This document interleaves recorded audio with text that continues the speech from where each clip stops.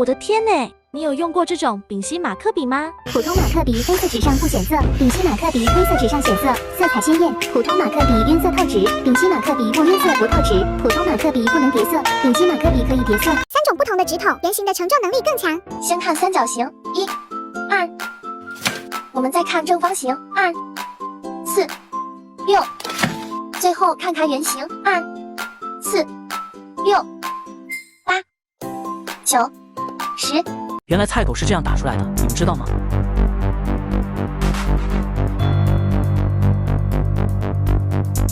哇塞，还有这么神奇的笔，能在黑色的纸上画出显眼的颜色，3种不同形状的图案，圆形的承重力最强，真的假的呀？不行，我也要来试试。丙烯马克笔买来了，还准备了普通马克笔和黑色卡纸。现在我们先来试一下这个普通马克笔，我们先随便来选一个颜色啊，就这个绿色的吧，用这头深一点的颜色，在上面写一下，看看会不会显色啊？再用这头浅颜色的画一下啊，就像没写一样。这个还稍微有一点点的颜色，但是这个浅颜色的几乎看不出来了。再来试一下这个红色的，看是不是都一样啊？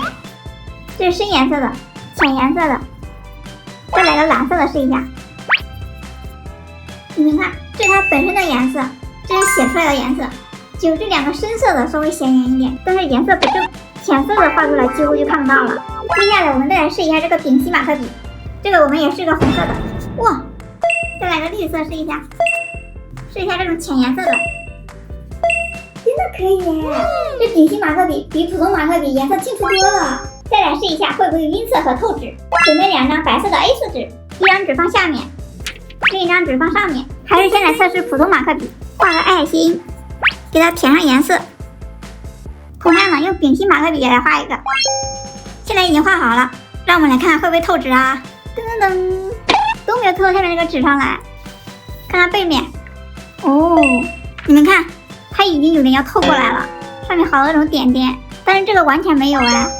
接下来选2个颜色比较相近的，看看会不会晕色啊！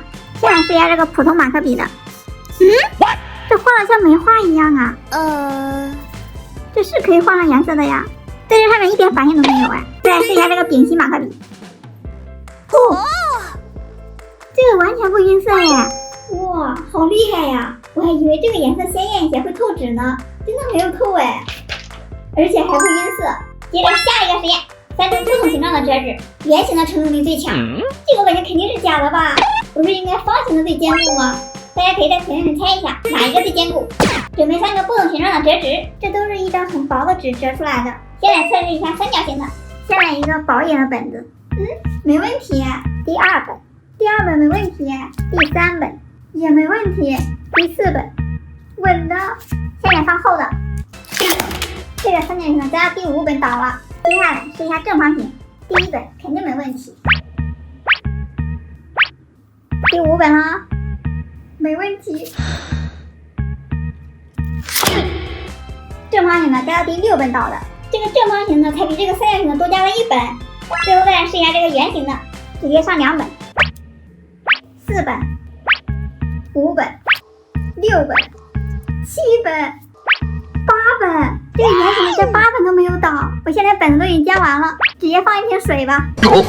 这圆形的这么厉害吗？再来一瓶。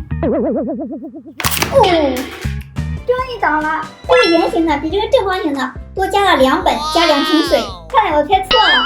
这个圆形的折纸真的是承重力最强的，有人猜对吗？最后测试用输入法手写打出菜狗，用26键选手写模式，先写一个框，再写菜狗，再写后半框。